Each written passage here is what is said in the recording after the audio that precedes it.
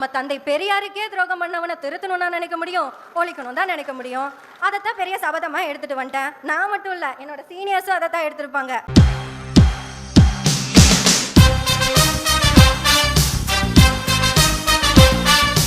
உறவுகளுக்கு வணக்கம். இப்போ நாம மலையாள பீப்பாவை பத்தி தான் பேச போறோம். அதாவது பெரியார் பேத்திய. இந்த பொண்ணை ஏன் நாம பேச போறோம் அப்படின்னு கேட்டீங்கன்னா, தொடர்ச்சியா அண்ணனை பேசுனது போதாதுன்னு மேடையில ஏறி நின்று சீமானை ஒழிக்காமல் விட மாட்டேன் அப்படின்னு சபதம் எடுத்திருக்குதான். அதுக்கு கூட சில தருதலைகள்லாம் இருக்குது. அந்த தருதலைகளும் சேர்ந்து பயணிப்பாங்களாம். சீமானை ஒழிக்காமல் ஓய மாட்டோம், இதுதான் எங்கள் லட்சியம். இப்படி பேசினது பிறகு இத காதல கேட்டது பிறகும் நான் பேசாம இருந்தா இருக்குதுலயே நான் தான் இந்த இன துரோகி. அதனால இந்த காணொலி கொஞ்சம் காட்டமா தான் இருக்கும். இந்த பெண்ணோட தாய்மொழி கொண்ட மலையாள தாய்மொழி கொண்ட உறவுகளும் என்னை மன்னியுங்கள். நான் பேசுவதெல்லாம் அந்த பெண்ணை மட்டும்தான். இப்ப நம்ம பேச ஆரம்பிக்கலாமா? ஏமா சரி, மலையாள பீப்பா, நீ கேரளா, உன் தாய்மொழி மலையாளம், அங்க இருந்து நீ இங்க பொழைக்க வர. அப்படி இருக்கிறப்போ நீ வாழ்ற இந்த மண்ணை நீ எவ்வளவு தூரம் நேசிக்கணும்? ஒரு தமிழனை நான் ஒழிப்பேன் அப்படின்னு சொல்றேன்னா நீ எவ்வளவு பெரிய கேடுகட்ட பெண்ணா இருப்ப. உன்னோட சுய லாபத்துக்காக ஒரு தமிழன் வாழவே கூடாது, வளரவும் கூடாது, ஆளவும் கூடாதுன்னு நினைக்கிறதுலாம் மிகப்பெரிய அயோக்கியத்தனம், கேடுகட்டத்தனம், பொறுக்கித்தனம். இதுதான் உங்க சுயமரியாதை இயக்கம் சொல்லி கொடுத்துச்சா? இதுதான் உங்க சொரியார் சொல்லி கொடுத்தாரா? எங்க இருந்து எங்க வந்து யார பேசுறீங்க, யார ஒழிக்கணுங்கிறீங்க? இந்த திமுகவோட அரசியலை பார்த்தீங்களா? பிறமொழியாளர்களை எல்லாத்தையும் கொண்டாந்து ஒரு இடத்துல நிறுத்தி இந்த மண்ணுக்காக ஒருத்தர் அரசியல் செய்யறாருன்னா அவரை எதுக்கணும். அப்பதானே வந்து இவங்களை பத்தி நம்ம பேச முடியாது. கேட்டா பாத்தீங்களா, பிறமொழியாளருங்கிற ஒரே காரணத்துக்காக நாம் தமிழ் கட்சி எதுக்குது, இது வந்து இனவெறியை தூண்டுது, இந்த பாப்பா என்ன சொரிய தூண்டுது. ஒரு மலையாள பொண்ணு ஒரு தமிழ்நாட்டுல வந்து இருந்துகிட்டு ஒரு தமிழனை எதுக்குறாங்க, ஒழிக்கணும்னு சொல்றாங்க. நாங்கெல்லாம் இதை கேட்டுக்கிட்டு வாய பொத்திக்கிட்டு இப்படி உக்காந்துக்கணும். இவங்க பண்றது தப்பா இல்லையா? ஏமா நீ இங்க தானே பொழைக்கிற, பொழைக்க வந்த இடத்துல கம்முன்னு தானே இருக்கணும். இந்த தமிழ்நாட்டு மக்களும் இது புரியாம நாம் தமிழ் கட்சினாவே பிறமொழியாளர்களை எதுக்குறாங்க, பிறமொழியாளரை வந்து சீன்றாங்க, தப்பா பேசுறாங்க. இதெல்லாம் புரிஞ்சிக்க மாட்டீங்களா? உங்களுக்கு அறிவு இருக்குதா இல்லையா? இந்த மண்ணை நேசிக்கிற ஒருத்தர், இந்த மண்ணை வாழ்ற உயிரினங்களை நேசிக்கிற ஒருத்தர் எப்படிமா மனித உயிரை வந்து அசிங்கப்படுத்துவாரு? நீ பிறமொழியாளர், நீ வெளியில போன்னு சொல்லுவாரு? யோசிங்க, சிந்திங்க. இவங்களோட அரசியல் எப்படின்னு கேட்டீங்கன்னா கேடுகட்ட அரசியல். இந்த நாட்டை சுத்தமா முடிச்சு பண்ணணும். வெளியில இருந்தவங்க எல்லாம் இங்க சந்தோஷமா வாழணும். ஆனா தமிழன் கடைசி வரலாம் அடிமையாவே இவனுக்கு கொடியை பிடிச்சிட்டு கோஷம் போடணும். எவ்வளவு பெரிய பிராடுத்தன அரசியல் பண்றாங்க இவங்க. இந்த பொண்ணு ஒரு மலையாளியா இருந்துகிட்டு, இந்த பொண்ணு இந்த தமிழ்நாட்டுல இருந்துகிட்டு ஒரு தமிழ் மக்களோட தலைவனை எவ்வளவு ஓப்பனா வந்து நான் ஒழிப்பேன், சீமான ஒழிப்புன்னு சொல்லுது. கேரளாவில இருந்து மருத்துவமனையில் கொண்டு கொட்டுறாங்க. வாயை திறந்து பேசிக்கிறியா? உன்னோட மாநிலங்கிறதான அமைதியா இருக்கிறீங்க. என்னோட கனிமலங்களை வெட்டி கொண்டு போறானுங்க கேரளாவுக்கு. இதனாலதான் அதை பத்தி பேச மாட்டேங்கிற. உன் மாநிலம் கேரளாங்கிறதுனால தானே இதை பத்தி பேச மாட்டேங்கிற. இதே உன் மாநிலத்துல இருந்து இது மாரி வேலையெல்லாம் பண்ணா நீ விட்டுருவியா? இதைதான் உங்க பெரியார் சொல்லி கொடுத்தாரா? எங்களுக்கு கேள்வி வரும் இல்ல. ஆந்திராவிலாம் வந்து உக்காந்துக்கிறது, எப்படி நீ வந்து தமிழர் வந்து வந்தேரின்னு சொல்லலான்னு எங்கடா நாங்க சொன்னோம்? எங்க சொன்னோம்? தமிழ்நாடே எங்களுக்கு தான் அப்படின்னு இவனும் குதிக்கிறானுங்க. இந்த பாப்பா கேரளாவில வந்து இங்க உட்காந்துக்கிட்டு தமிழ்நாட்டு தலைவரை நான் ஒழிக்காம வாய மாட்டேன், நான் சபதம் எடுத்துருக்கிறேன்னு சொல்லுது. ஏன்னா உங்களுக்கு எல்லாம் மாநிலம் இல்லையா, கேரளா இல்லையா? இந்த பிள்ளை வந்துச்சா வாழ்ந்துச்சா போயிட வேண்டியதானே?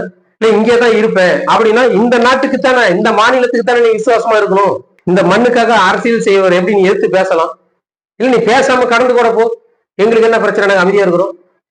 இப்படி எல்லாம் பேசினா தான் நாங்க பேச வருவோம். ஏண்டா தெரியாமத்தான் கேட்கிறேன். மொழி வாரிகளா மாநிலத்தை பிரிச்சுட்டானுங்க.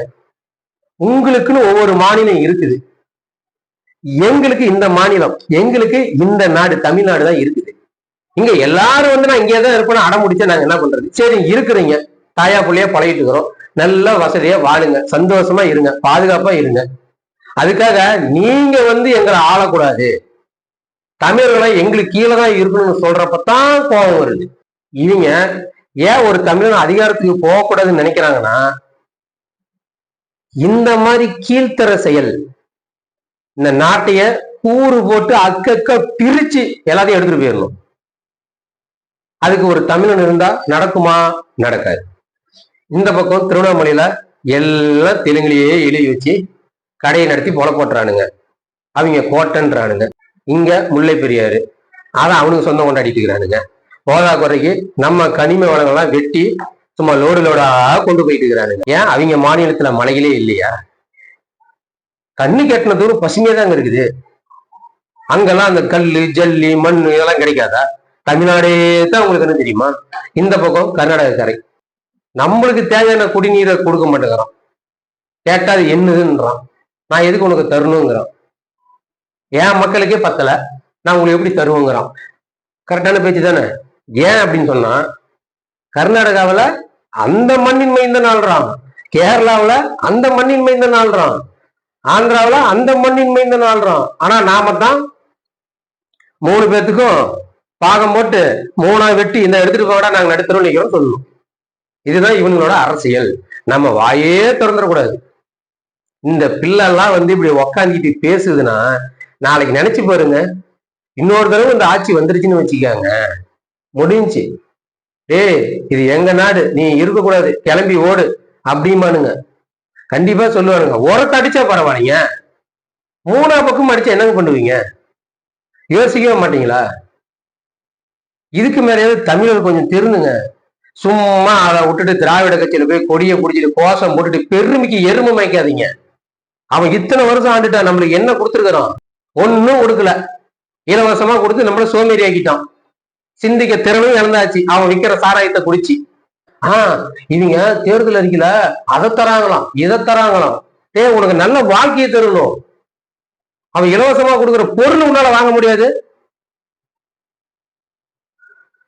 ஏங்க சம்பாரிச்சு நாம வாங்கணுங்க, அது அத்தியாவசிய பொருளுங்க. அதை கூட வாங்க முடியாம நம்மளை எவ்வளவு ஏழ்மையில வச்சிருக்கிறாங்க. கொஞ்சமாவது புரிஞ்சுக்காங்க. வந்தவன் போனவங்களும் ஒரு தமிழனை ஆள விடக்கூடாது, நான் ஒழிக்கணும்னு பேசுறாங்க. ஒரு கூட்டமே இருக்குதுங்க. இல்ல அப்படின்னா ஒண்ணு ஜாதி பெருமையை பேசுறது, இல்லைன்னா மத பெருமையை பேசுறது. எப்பதான் நீங்க தமிழனா வருவீங்க? தமிழனா ஒண்ணு சேருங்க.